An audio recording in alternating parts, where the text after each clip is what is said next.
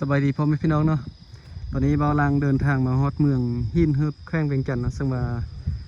ตอนนี้เบาลังยังอยู่ที่เมืองหินเฮิบเนาะเบาลังขี่รถผ่านมาเห็นบ่นี้วิวงามขนาดเลย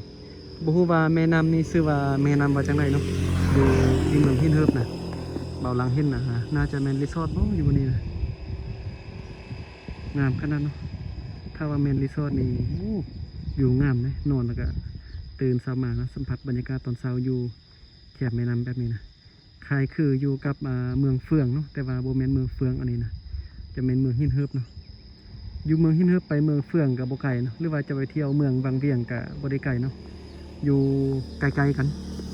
แต่ว่าตอนนี้บอลังพามาเบิ่งเที่ยวบริเวณเมืองหินเฮิบกันเนาะเพราะว่าบอลังบ่เคยมารีวิวเมืองหินเฮิบจักเทื่อเนาะอันนี้จะเป็นครั้งแรกที่บอลังมารีวิวอยู่เมืองหินเฮิบเดี๋ยวนี้นะ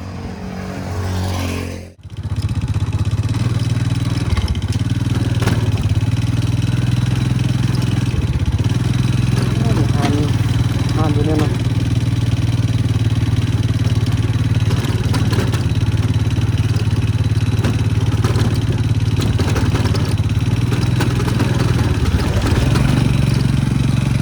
ตัวน้อยๆเนาะเลยคอยข้ามไป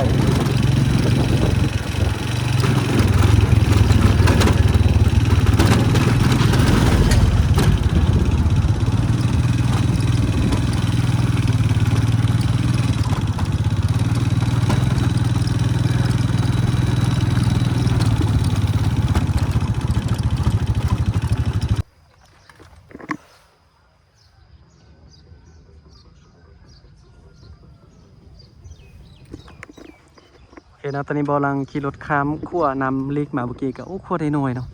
พอดีรถใหญ่ส่วนมากับเล็กกันในเกือบบ่ได้ทางด้านนี้มีอันทางรถไฟบ่เห็นสำหรับถ่ายบ่ทันสำฝั่งนั้นจะเป็นขั้วข้ามน้ำเล็กเนาะแต่เป็นขั้วของอันรถไฟเนาะรถไฟจะข้ามทางด้านนี้ส่วนรถจักรนี่รถน้อยจะข้ามทางด้านนี้เนาะซึ่งว่าขั้วข้ามแม่น้ำเล็กก็จะมีซอกเนาะซึ่งว่าขั้วบนนี้จะเป็นขั้วเก่าที่บอลังขี่รถข้ามมาเมื่อกี้นะเดี๋ยวแป๊บนึงจะพาไปเบิ้งขั้วที่เขาจะสร้างมาใหม่นะเป็นขั้วใหญ่ๆเนาะไว้ให้สำหรับรถบรรทุกเที่ยวข้ามมานะสมาอยู่ขั้วข้ามแม่น้ำเล็กแบบนี้ก็จะมีหานอาหารเนาะวิวงามขนาดนะใครที่มักนั่งซิวนั่งกินอาหารแซ่บๆเนาะชมวิวธรรมชาติงามๆอยู่แคมป์แม่น้ำแบบนี้ก็แนะนำมาที่ขั้วข้ามแม่น้ำเล็กเนาะ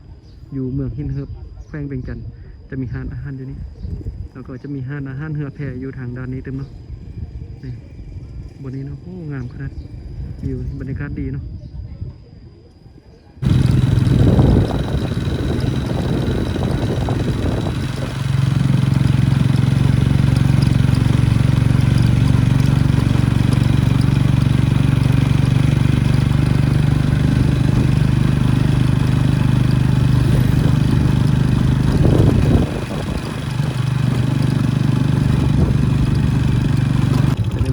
ขี่รถ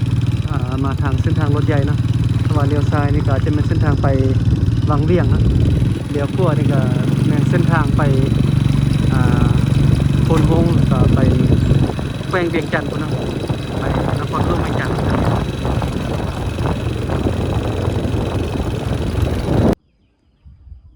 ตอนนี้บอลังกามาฮอดที่เมืองหินเฮิบแขวงเวียงจันทน์ซึ่งว่าตอนนี้บอลังกาอยู่ที่ขั้วข้ามแม่น้ำเล็กเนาะเมื่อกี้บอลังกาพาไปเบิ้งขั้วเก่าเนาะตอนนี้ก็มาอยู่ขั้วใหม่ซึ่งว่าขั้วใหม่นี่ก็เป็นขั้วที่ไว้ให้รถบรรทุกนะเป็นเส้นทางหลักเส้นทางใหญ่ที่ใช้ในการสัญจรไปมาหาสู่กันระหว่างแขวงระหว่างเมืองเนาะซึ่งว่าไปทางด้านหน้านี่ก็แม่นเส้นทางไปพลโฮงแล้วก็ไปแขวงเวียงจันทน์เนาะถ้าว่ามาทางด้านนี้ก็จะเป็นเส้นทางไปวังเวียงไปลงพระบางเนาะเมื่อกี้ก็ขี่รถข้ามขั้วเก่ามาเป็นขั้วน้อยๆเนาะรถ มีรถกระบะมาก็เรียกกันเกือบบ่ได้เนาะวันนี้บอลังก็จะพามารีวิวแถวนี้ว่าเป็นจังไดอยู่ขั้วข้ามแม่น้ำเล็กอยู่เมืองหินเฮิบนะวิวงามขนาดเนาะอันนั้นจะเป็นขั้วที่บอลังขี่รถข้ามมาเมื่อกี้นี่เนาะเป็นขั้วเก่า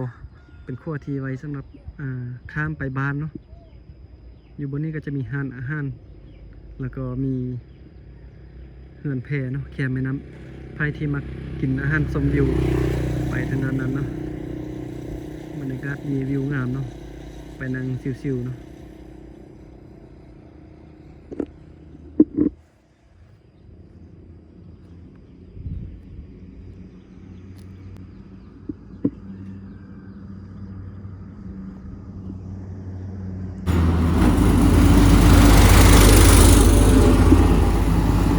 กลัวจะมาสั่นเนาะ